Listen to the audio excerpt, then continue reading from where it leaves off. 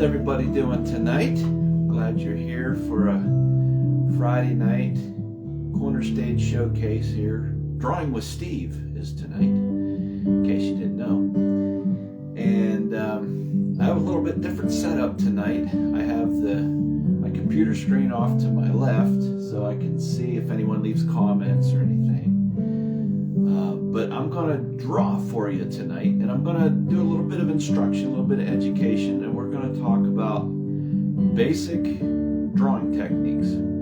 So if you've been interested in learning to draw or have always wanted to draw, I'm going to give you some tips and some ideas to get you started. You don't need a whole lot of equipment or a whole lot of space.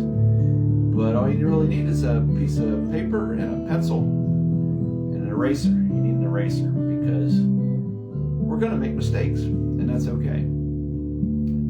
Erasers are our friends. So if you want to draw along, if you want to go along with me through this process, I'll give you a couple minutes here to get a paper and pencil together, sit yourself down in a nice, comfortable place. Have a hard surface to draw on. Maybe it's a notebook, sketch pad. Maybe it's sitting at your kitchen table. Maybe it's sitting on your couch at home and a drawing board propped up against a pillow. Whatever it is, wherever you're comfortable. That's important rule number one. When you're getting ready to draw, you need to be in a place where you're comfortable. And the temperature's nice, you have a drink nearby, maybe some snacks.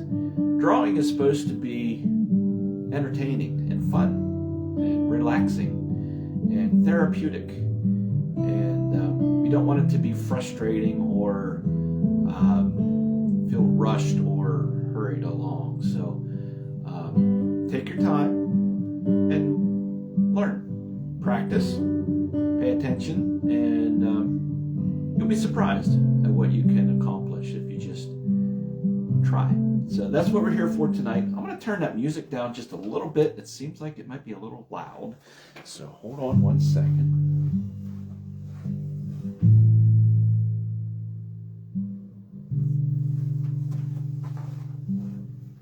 Well, that's probably not loud enough, but that's okay. Okay, so what I'm going to do is I'm going to turn my camera down to my drawing table here. It might take me a few seconds to get adjusted here so you can see. How's that looking?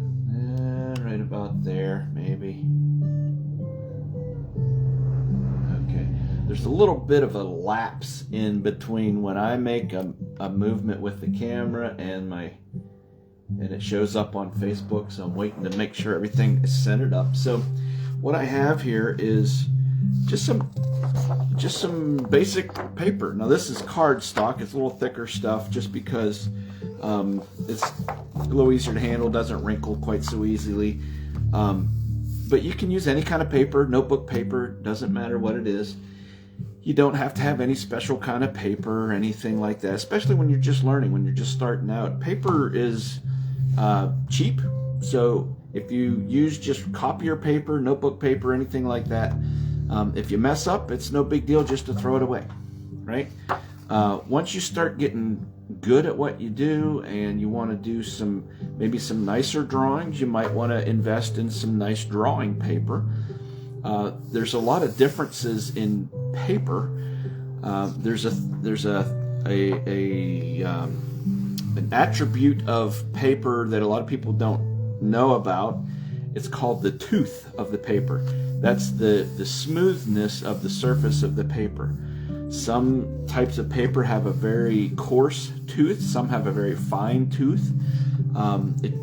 Depending on the type of drawing, the type of finished drawing that you want to have, will determine the tooth of the paper that you'll choose. But just starting out, basic learning to draw, just a cheap sheet of paper will work just fine. You don't need to worry about any kind of fancy papers or anything. But just so you know, in the future, there are all kinds of options out there for different kinds of paper, different textured paper, different colored paper. Drawing on different colored paper can create some really neat effects as well. So that's something to keep in mind. But hopefully you have pencil and paper ready right now if you want to practice along, or you can just watch. Something else you're going to need is a pencil. Now, you don't need a whole collection of pencils like this, but I got this for Christmas or my birthday several years ago, and I use it periodically. You know, when I want to do a nice drawing, I use these types of pencils. But really all you need is a 2B pencil. I don't know if you can see there. That's a 2B pencil, just like you would get at school. It's a little blurry there, but you know, this is the 2B is describing the hardness of the lead, or the hardness of the graphite. It's not really lead. So 2B is kind of middle grade. You can see where it fits in this section of pencils. 2B is kind of in the middle as far as hardness goes. If you go down here to 5H, okay, that's a very hard graphite pencil. Okay, if you go down here to the other end, this is a 6B, which is very soft graphite. Okay, and so depending on the texture, the thickness, the darkness of the line that you're trying to create when you're drawing, you could choose different hardnesses of pencil that kind of help achieve the goal that you want. But if you're just starting out, just wanting just to learn some basics, a regular 2B pencil, regular yellow school pencil will work just fine. So that's all I'm going to use tonight is a 2B pencil. And I'm just showing you what some options are if you're interested in getting into drawing a little bit deeper. So there's some charcoal pencils here. Okay, and those are really dark and black and soft leads or charcoal. There's some colored pencils here for pastels, for skin tones and things like that. There's some actually natural charcoal sticks. I don't know if you can see them in here. Those are very dark and they're fun to work with just because it feels so much different than a regular pencil, but you can draw with it and create very loose lines and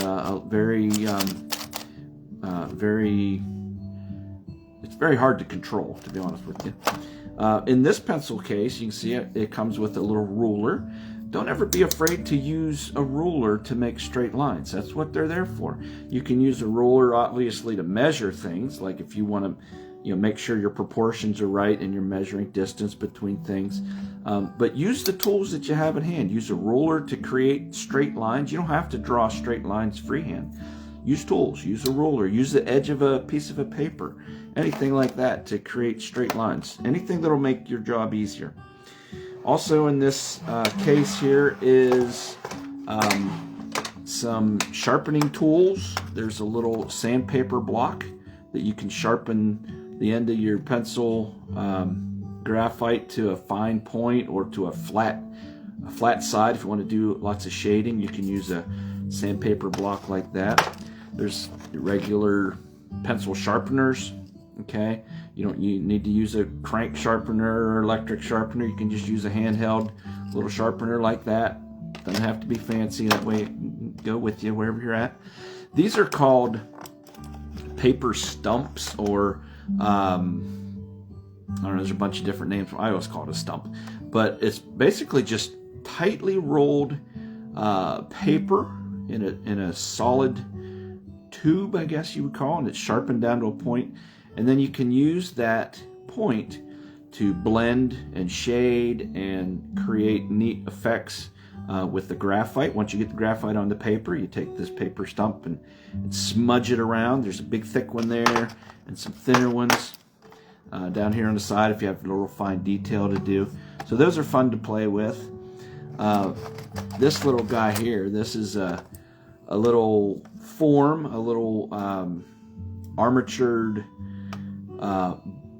body form that you could use and pose and use for reference if you're trying to draw a person.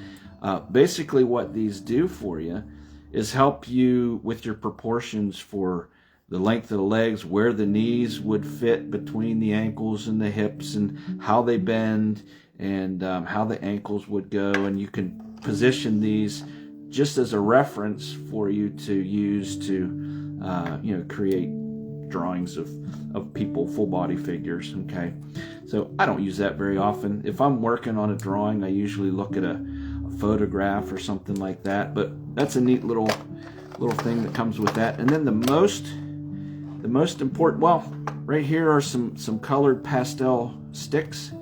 I don't use those, obviously, they're brand new. These are some charcoal sticks here to create some different types of artwork. But the most important part of this whole pencil kit are these erasers right here. This is just a regular square block eraser, and you can see it's pretty dirty because I use it quite a bit, right?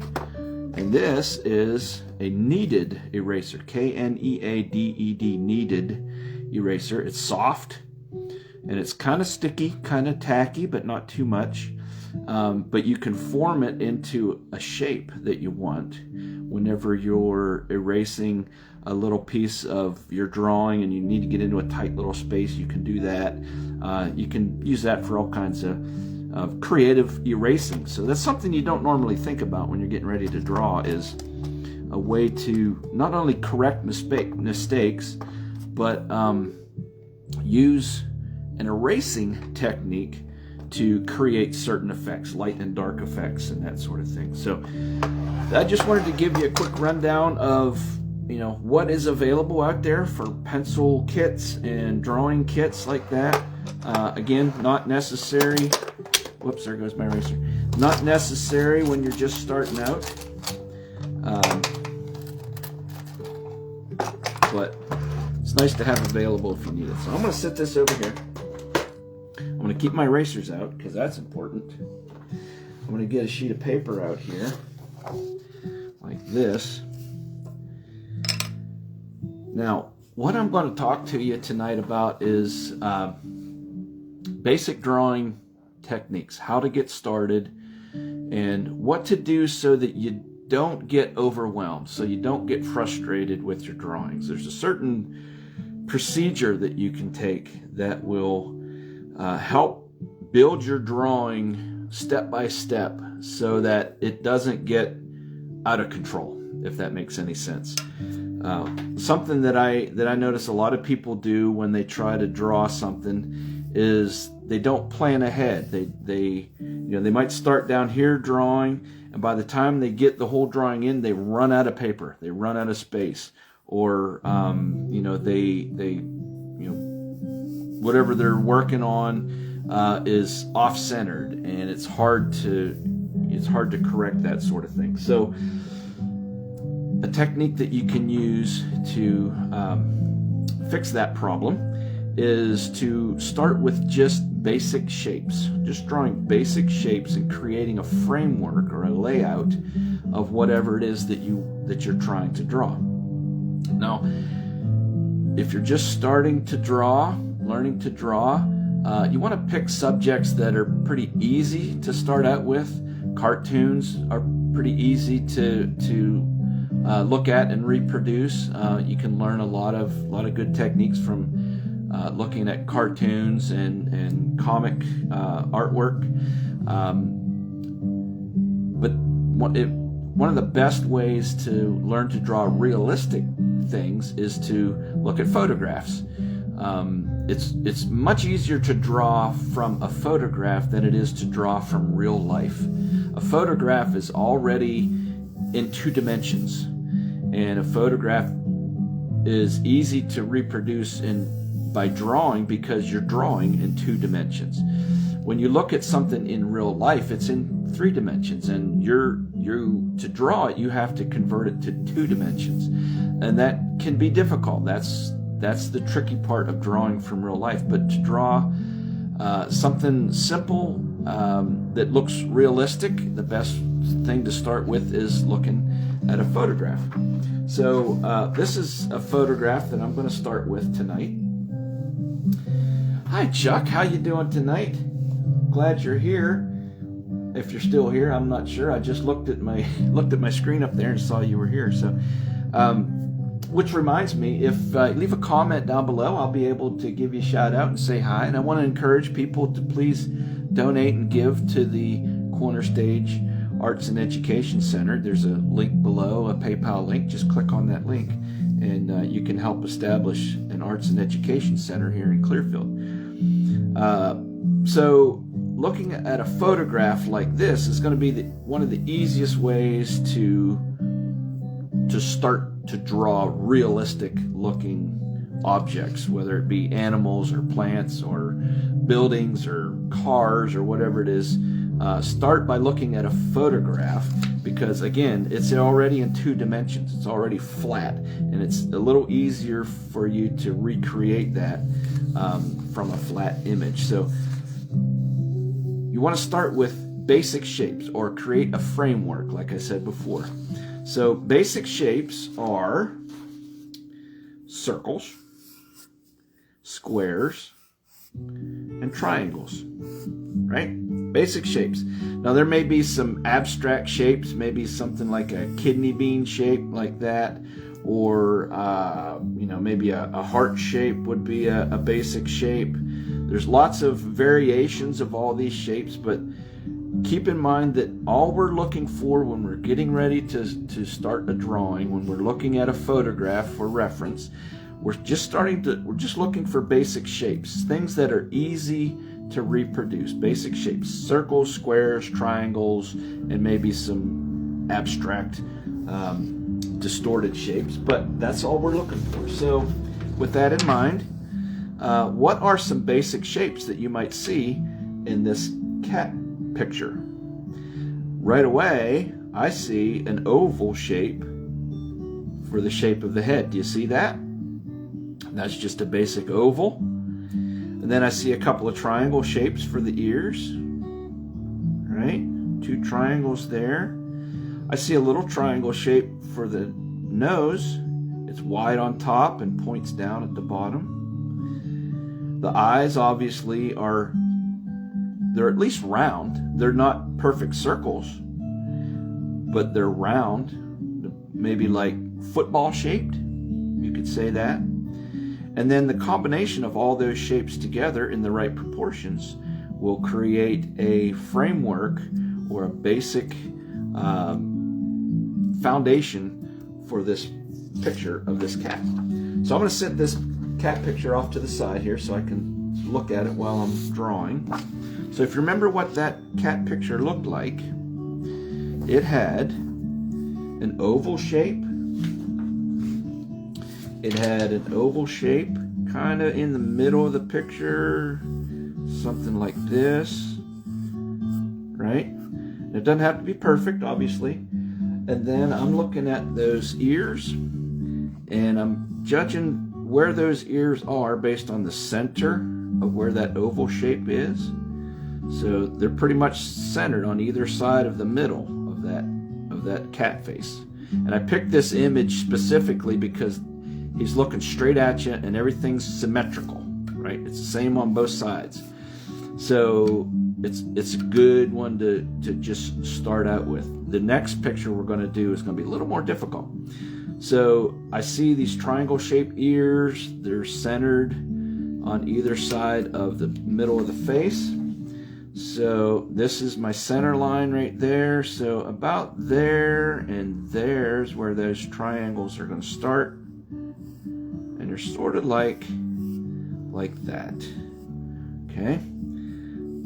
Now this oval might be a little too wide here, but that can all be adjusted down. Now if you look at the eyes, okay, the eyes are pretty much centered top to bottom in that oval. See where they're placed at in that oval? They're not at the top of the head like you would think they are. They're actually right in the center, right across the middle of the face. So my center line on that oval is right about there. And the eyes are, there's about this much space on either side of that center line. About that much space. So I put little reference dots there. And then I'm just going to draw some circles just to represent where those eyes are going to be. They're going to be somewhere about in there. So, hi Sean Richards, how you doing? Howdy to you too. Okay, so, and then remember what I said about the nose? I see a little triangle shape there in the nose. And if you look at the nose, compared to where the eyes are centered from top to bottom. From the chin to the top of the head, the eyes are in the middle. That nose is pretty much centered from the eyes to the chin. Okay, so that's where that triangle is going to be placed. About right here's the center line across the face. This is about the center between the chin and the middle of the eyes is about right there. And then that little triangle just is going to go like that. Okay. Now we're not worried about any details. We're not worried about the stripes in the fur, the whiskers, anything like that. All we're doing is creating basic shapes so that we can lay that drawing out centered on the page or wherever we want it on the page. But this particular drawing is going to be right in the middle. And we just created a framework, okay? Just basic shapes. And that's all I'm going to show you on that cat for right now. I know you're anxious to see it all finished out and everything. But this is the kind of stuff that I want you to practice if you're just learning to draw. It's just looking for basic shapes. Circles, squares, triangles, ovals, whatever it might be. Now I could spend, a bunch more time and, start drawing in the mouth here. That's almost like a triangle shape without the one side. The chin would be down in here. I could start working on all those little details once I have that framework in. Now, if there's once I start working on some details and there's too many of these scribbly lines around, that's where your eraser comes in. You can take some of those lines out of there, right? So don't be afraid of making marks on your paper for reference points and, grid work or whatever it might be, because it can always be erased. Okay. One of the neatest things about being an artist is, and one of the things that people don't normally think about is, people always see the finished drawing. They don't realize how many layers or how many redraws have been done to get to a finished drawing. An artist, the only difference between an artist and anybody else is an artist isn't afraid to make mistakes because they know how to fix them, or they know how to use those mistakes for their benefit. So don't be afraid to make mistakes. Again, a cheap piece of paper, it could be thrown away and you can start all over if it gets too out of hand. So basic shapes is all we're looking for. This next picture is a little more complicated, but it's just as cute. Look at that little dog, little puppy dog. So again, when you're getting ready to draw something that is a realistic drawing, not a cartoon, not anything like that, or not something out of your imagination. If you're trying to draw something to look realistic, you want to create a framework of basic shapes. So what are some basic shapes that you might see here? Anyone got any answers? I see a couple of triangles already. I see some circles. I see maybe like a pear-shaped type of a shape. Yeah, so I don't see any squares other than the outside edge of this thing, right? What are some shapes that you see? I see a triangle here in that ear, 3 sides triangle. I see a triangle there in that ear. Obviously circles where the eyes are, where the nose is, that's pretty much a circle, right? Look at the shape of the puppy dog's head. Is it a perfect circle? Nope. It's wider on top than it is on the bottom. And if you turn it upside down, I see a pear shape. See how it kind of comes in, rounds around there, and then gets wide at the bottom like a pear. It's a fruit, the pear. So that's the shape that I see for the shape of the head. Obviously the body down here, it would be a circle, you know. It goes in behind where the head is, where the head connects with the neck to the body. But if you complete that, that's pretty much a circle or an oval. These little paws are circle shaped. Even the little toes are circle shaped. A lot of circles, especially in animal drawings. There's a lot of circles, a lot of curves, not too many straight lines in drawing animals. So circles and triangles are what we see here. So let's draw some basic shapes of this puppy dog. Now, so you remember what I pointed out to you for shapes? I'm going to start with the main part of the head, the main shape of the head, because that's the pear shape, and that's what everything else is going to be attached to. So the head is going to be kind of wide at the top, narrow at the bottom, and then it's just going to kind of do one of these, sort of like a pear shape. Okay, can you see that? The ears, they kind of come off this way and down and up, like a triangle there. And then this ear connects there and triangle out and down and up. So there's that.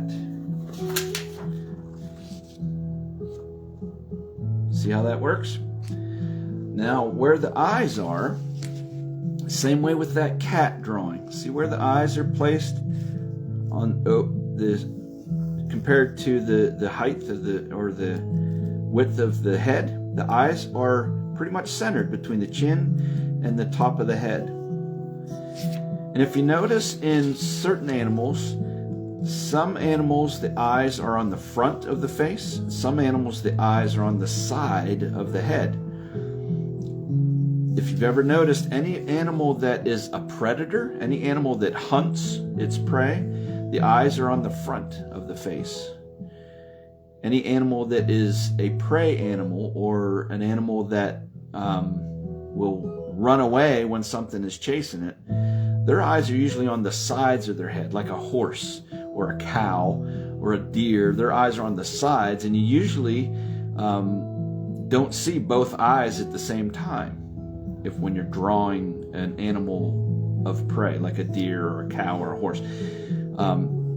Their eyes are on the sides of their head because they need to see 360 degrees around them to watch out for predators coming after them. But predator animals like this little puppy, his eyes are on the front of his head because he is going to need to be focused on what is directly in front of him if he's hunting down a grasshopper or something like that, right?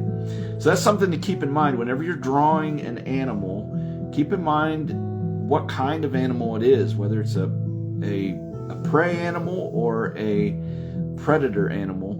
That'll let you know where the eyes need to be positioned on the head so that when you have a finished drawing, the eyes are in the correct position, the correct place. You always want to draw what you see, not what you think you see. Too many times we want to draw eyes and nose and mouth like we think they should be, but if we want to draw something that looks realistic, we need to draw what we see, not what we think we see. Same way when we're painting. That's just a practice that I've gotten into over the years. So let's do some more shapes here of this little puppy dog. So again, his eyes are kind of straight across the middle of his head, right? They're not below the tips of the ears. They're not quite in the middle of the ears. There's a lot more ear above it than below it. But they are about halfway between the top of the head and the bottom of the chin. So that's where we're going to place them, about right in there. So this is going to be our center point for the eyes are. Okay. Now just by me putting that line in here like that, I can see that it's closer to the top than the bottom. So that tells me I need to have more of a forehead up here. whenever I get to adding more detail. And then these eyes, this eye is pretty close to the side here, and it's about right in there. This eye is that far from the ear, so it's about right in there. Okay, it's got a lot of space between the eyes on this puppy. It's a little different than when we looked at this cat. The cat has a lot of space there too, but in proportion to how big the eyes are, there's a lot more space between the eyes on that puppy. So that's the kind of thing you're looking for. They're proportions, or using other parts of the face for reference on where to place these basic shapes for our guidelines. The nose. Now this nose, remember the cat's nose was about halfway between the eyes and the chin. This nose is really close to the chin. Most dogs have a longer snout than a cat does. Cat usually doesn't have any snout at all, a pretty flat face. But this nose is down in here about there. This is really looking like Snoopy, isn't it? Okay. And that's your basic shapes for the face. Now the body, you can see where the body shoulder wraps around. It comes in under the cheek of that puppy about where the eye is. Same way over here, if we follow this circle around, it would come in about where that eye is and continue around. So that's where we're going to start for the body of this little puppy. And it's going to be a circle, and it's going to be about this big, something like that. Okay? Again, just a framework in basic shapes. The paws, you're going to have a circle about, so I'm kind of drawing sideways here, so it's kind of hard for me to see. This paw is about right there. This other paw is about right there. And what I'm doing is I'm following the line from the cheek down to line up with that paw. The cheek lines up with that paw. You know, that's kind of what I'm looking at. Same way with this side. That ear is pointing right to that paw. So that's where I drew this. It kind of comes in there. It may need to actually be out this way a little bit further. Okay. Then he's got a back foot in there, and obviously this paw's connected to his leg, and then he's got a back hip sticking out there, and then this little back paw sticks out kind of like that. Now you can't see a tail. You know the puppy has a tail, but we don't see a tail, so we're not going to draw a tail unless you want to add that in later if you feel like it needs it. So that is basic shapes drawing, just to get your drawing started, creating a framework. You may want to draw a quick shape in here for the shape of the white patch going up his nose. Might be something like that. So that's your basic framework, your basic shapes for drawing that puppy dog. And that only took, what, 5-10 minutes? And that's with me describing and talking while I'm doing it. So it doesn't take long. When you're at this stage of drawing, you can move really quickly and get the basic shapes down. Once you have those in place, then you can either start erasing out some guidelines if you want to now. Most of these guidelines you're going to be drawing over top of them anyway. When you start putting fur and details in. But this will get you started and get you to the place where you can really start paying attention to details. But if you don't do this part first, if I would start drawing this puppy, and I'd start working on the nose, and I would draw the whisker in, and then I would draw these whiskers in, and then I would draw the mouth, and then I would try to draw every piece building off of the center and trying to go out. It can be done, but things are going to start getting distorted and out of proportion and look twisted, and just because that's just the way your hand works as you work across a piece of artwork. So it's important to have a framework built before you start adding detail. That's a huge help to you there. All right, so this last picture that we're going to look at tonight is this horse. Now, when you first look at that, that might look really complicated and really hard to draw and intimidating to try to draw that. So we're going to draw basic shapes. That's what we're talking about tonight, basic shapes. So what are some basic shapes that we're going to see in this horse here? I don't see too many circles. I don't see too many triangles, especially with the horse. He's not running straight at us, so nothing is balanced, left and right. So it's kind of hard to know that way. So this is a little more difficult drawing to start. So what I'm going to do is I'm going to turn my paper sideways so I can see it. So when I look at this horse drawing, or this horse photo, I see the basic shape of this horse is almost like a kidney bean shape. See how his back kind of bends down and his belly bends down about the same curve, and then each end is rounded, sort of like a kidney bean. So I see a shape that looks something like this.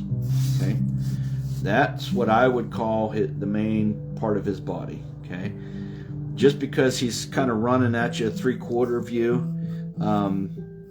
that's the shape that I see. If this horse was standing broadside to us, you might see more of a circle shape in the rear hips. You may see more of an oval shape in the front shoulder.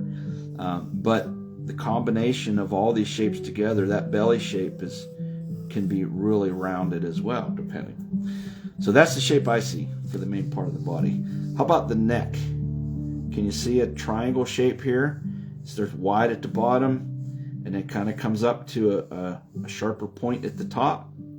Okay, so where's that triangle positioned compared to this kidney bean shape? It kind of comes straight up here. The back of the neck kind of comes up here. This is the bottom of the triangle. The top of the triangle is up there. And I know this is all going to be ears and mane and all that stuff up there. So there's a basic triangle shape for his head, or his neck. How about his head? The head is a basic triangle shape, right? I know it's hard to see if you're not used to looking for that kind of thing, but here's the triangle shape that I see. It overlaps this one quite a bit, and it might be rounded on the corners and all that stuff, but this triangle shape kind of goes like that. And then you got some little triangle shapes for the ears. They just there's one about there, and there's one about there. Okay. What about the legs? What would you call those legs? I would call those legs cylinders, or they could be long, skinny triangles, right? Where this front leg attaches to the shoulder is wide, and then it narrows down to that first leg joint. I don't know if that's the knee there. Yeah, that'd be hip, knee, ankle. There's different names than that for a horse. So that one is kind of out. It kind of comes out this way, and then that's where that knee would be, and then this kind of comes straight down, and then it kind of gets wider where the hoof is. Okay. Again, this isn't going to look like a finished horse when we're done. We're just going for guidelines. This leg that's bent, and we know this one is kind of a triangle shape there at the top. We know this one should be a triangle shape at the top because your front two legs are going to be the same, but this one's in a different position, so we can't draw this one like we drew this one. That would look silly. So we have to adjust our triangle shape. So this triangle shape kind of comes up here and then down. Oops, I'm a little close to the other leg. And then that back of that elbow goes there, and then there's a knee there. And this comes way back here, very skinny. And then the hoof and everything is there. Okay? So that looks like he has a broken leg. I know, but we'll work on that. How about the back leg here? We see the back leg comes off of the rear hip and it leans way forward. Let's see here. Leans way forward because he's in the middle of galloping or turning as he's running. He or she, I don't know what it is. And it would have a kind of a triangle shape like this. That's where the knee would be there. Then this kind of cocks forward. Then the hoof and the ankle and all that stuff is down there. Then this back leg, you don't see much of it, but you know the top part, the first part, based on the other legs, is sort of a triangle shape. It's wide at the top, narrower as it goes down. The knee is in behind there, then the other hoof is in behind here, kind of like that. Now, how's it looking so far? Everybody like that so far? So here is the back hip is going to kind of come up this way. The tail, there's not much of a standard shape to that, other than maybe a shape like something like this, right? So I don't know what you would call that shape. Almost looks like a leaf to me when I draw it like that. But then when I draw it behind the horse, the little curl up at the bottom, and then all these hairs down here would flow that direction like that. The mane is pretty wild, blowing in the wind. We can't really draw all those shapes, but we can make a bunch of squiggles and just kind of follow that. I don't even know if I have that in place so you can see it too. Something like that. And then see how the mane connects to the back of the shoulders right there. So that's where you're going to end that. Right? So forget about this shape there. So that's basic shapes for the horse. Starting with a kidney shape, maybe some ovals, some circles, mostly triangle shapes, some circles where the joints would be. The neck is a big triangle shape. The head is a big old triangle shape with the jaw down here. I have that off the page or out of the camera. So this shape here to me is sort of like a triangle. Okay. So this drawing, I'm actually going to work on a few more details. We're only 45 minutes into the show tonight. I was planning on doing an hour, so I'm going to work on some details, and you can follow along and watch if you'd like. And I'm going to add some shading and that sort of thing, and just see how this all turns out. So hope you enjoy.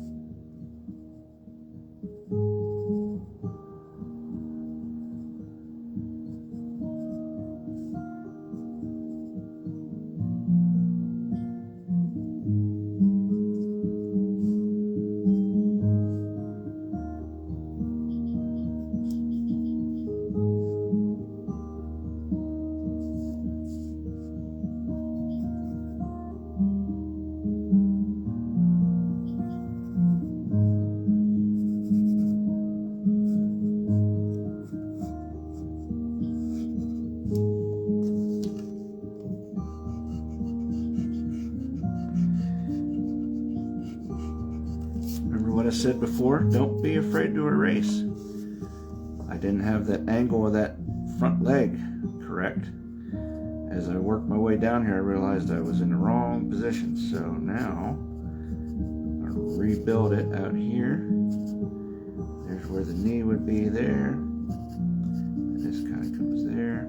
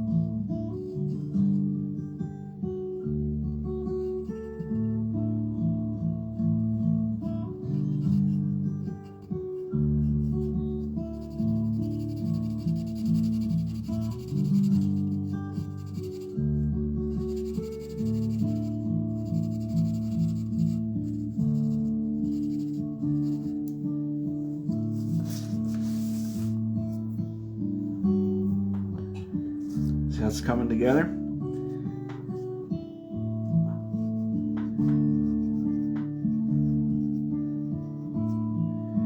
Remember how I said at the beginning that animals animals of prey, or prey animals that will run away when they're threatened. Their eyes are on the sides of their head. This eye you can just barely see compared to that eye. So a horse's eyes are not on the front of their face, they're on the sides of their head. So when you're drawing them, you need to just keep that in mind. Don't draw what you think you see. You need to draw what you see. Even if it doesn't match what your imagination might be telling you, especially if you're trying to draw something that looks at least semi-realistic.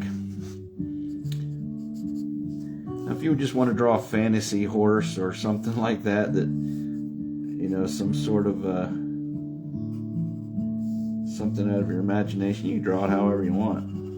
But if you want something to look realistic, you have to match the anatomy of the horse. That's something else to keep in mind. If you really want to get into drawing people or animals, you really should study anatomy, like how the bone structure is, how the muscle structure is that attaches to the bone, how the joints move, what direction the elbows bend, for example, how far can the hip joints move in any direction. All those things are very important when you're trying to draw something like an animal realistically. You really should have a basic idea of what basic anatomy. You don't have to know the names of all the muscles and bones and all that sort of thing, but it's a good idea to at least know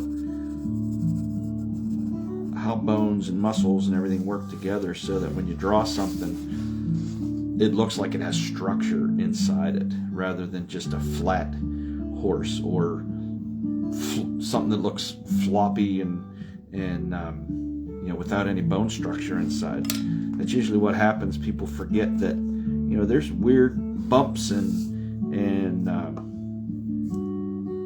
muscle structure and things like that that horse's leg isn't straight. Look how bumpy it is. Big muscle here on the thigh, then a dip there at the upper leg, and then it bumps out again for the knee, and then it dips in again for the shin area. I don't know what that area is called. And then it bumps out again right above the hoof. So, a horse's leg isn't straight. It's very bumpy and I don't know what you want to call it. Bumpy, I guess is the best word for it. So you can see how it's going here. I hardly have any detail in the hooves. Like, I don't need to worry about what the hoof structure looks like, how it connects to the leg up here. I don't need to really worry about all that. All I'm doing is suggesting that those things are there, and then I just made them solid because they are black on the horse. And someone looking at that will, they'll put it all together that it's a horse. You don't have to have every single detail in there. So and as you can see, it's not exactly in proportion to this one. There's things that are out of place and not exactly in line the way it should be. But I'm not trying to create a photograph here. I'm drawing my own interpretation of what this photograph looks like. Your drawing is going to look totally different than my drawing. Don't try to draw like somebody else draws. Don't try to imitate the style that somebody else draws. Now you can use other people's drawing styles as inspiration, but if you try to make your drawings look like someone else's drawings all the time and not be original, you're going to find yourself being frustrated and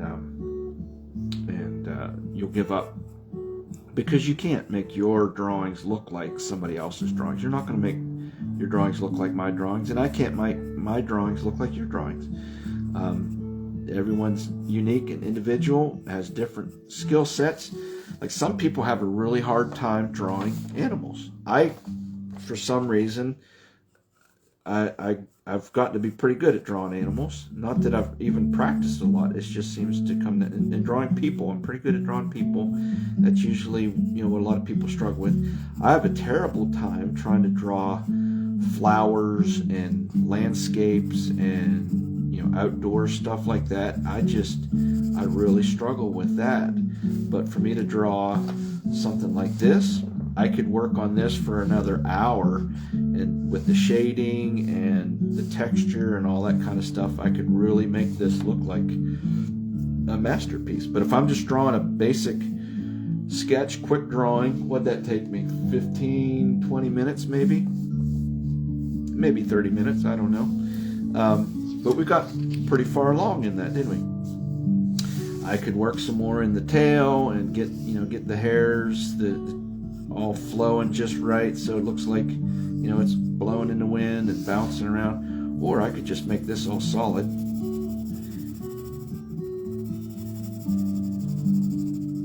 What I could do that would make this go a little quicker is grab a softer graphite pencil, and it would fill in here a lot quicker. 2B works just fine for this kind of thing, or if you're working with charcoal, you could really make some dark shapes and lines with charcoal pencils. If you're ever using colored pencils or paints or anything like that, you want to make sure you get good quality tools. You'll have a lot better experience if you have good quality pencils and tools and paints and all that to work with.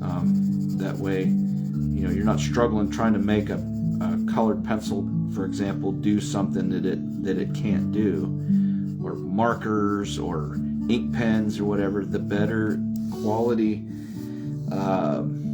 tool that you use, the nicer the final product will be, because you don't have to work as hard to make it do what you want it to do. So that's a suggestion I have, is if you're going to really invest in getting some good drawing materials, start out with just basic pencil and paper. But if you want to upgrade to some colored pencils or some charcoals, or even into paints or anything like that, find a good set of whatever it is to make it a little more fun. Now you can see, because I'm right-handed, can you see the graphite build up on my pinky there? Because I'm rubbing, whenever I'm drawing, I'm rubbing my hand over it. That's something to keep in mind. A lot of people work, if you're right-handed, you work left to right, so you're not smudging what you have. Some people work all over the drawing on different places, kind of like what I do. I just kind of go everywhere, wherever I see it needs.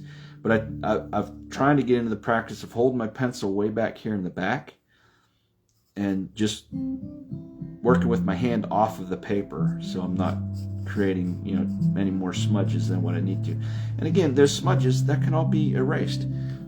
Here's this kneaded eraser, and I can go in here and get right up tight to my drawing edge. I can get right in there. I could go in here and create some more lines and textures in the tail. I don't know if you can see how that works.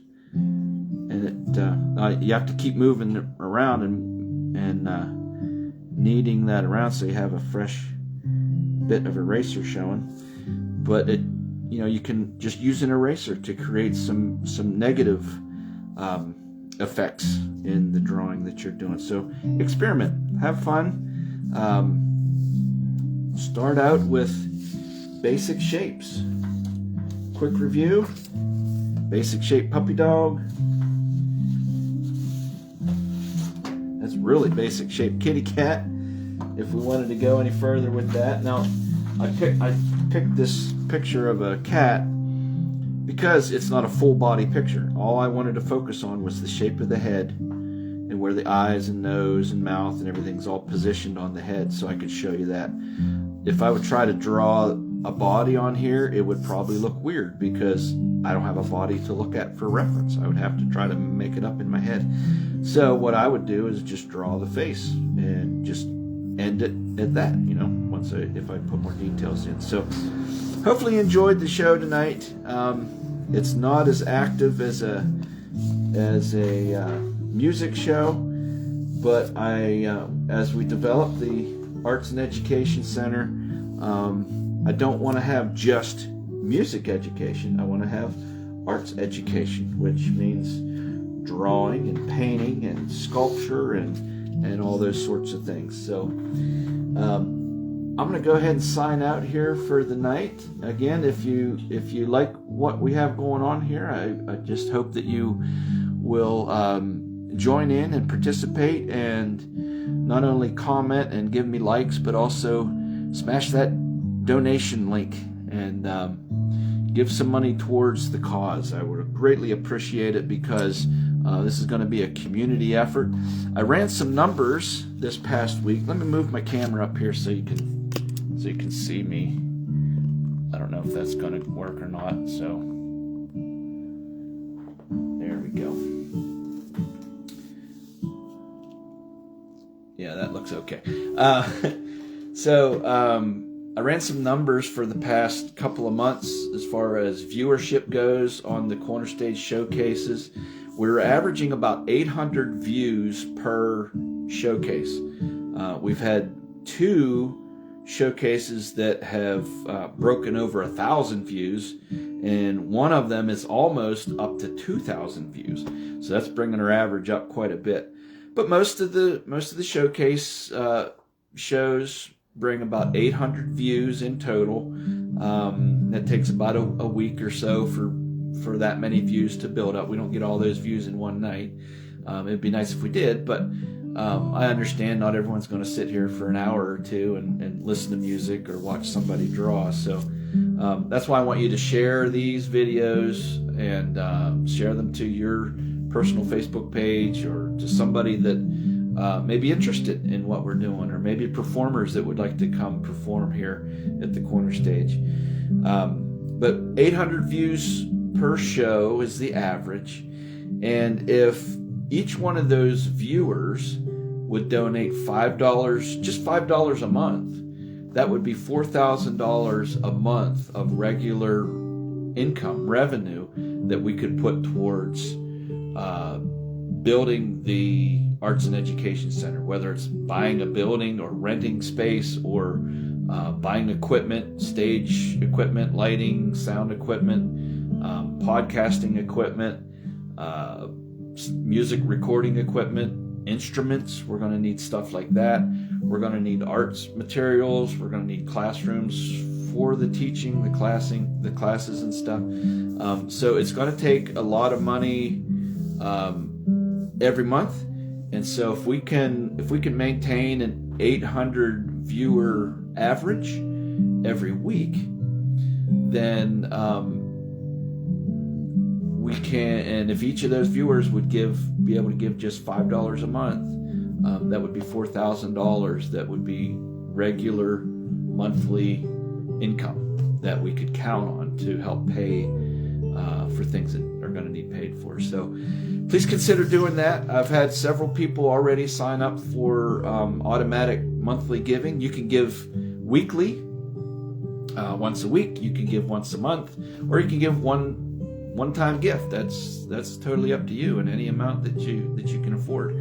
I know this time of year is difficult for everyone financially, so as this thing grows and gets more and more traction and attention, I think our income and our donations are going to increase for sure. I do have enough money saved up now from the donations that have come in to take the next step of getting our 501c3 nonprofit status. So that will be my next step. I'll probably make some phone calls next week and get that process started. And as that moves along, I'll let you all know.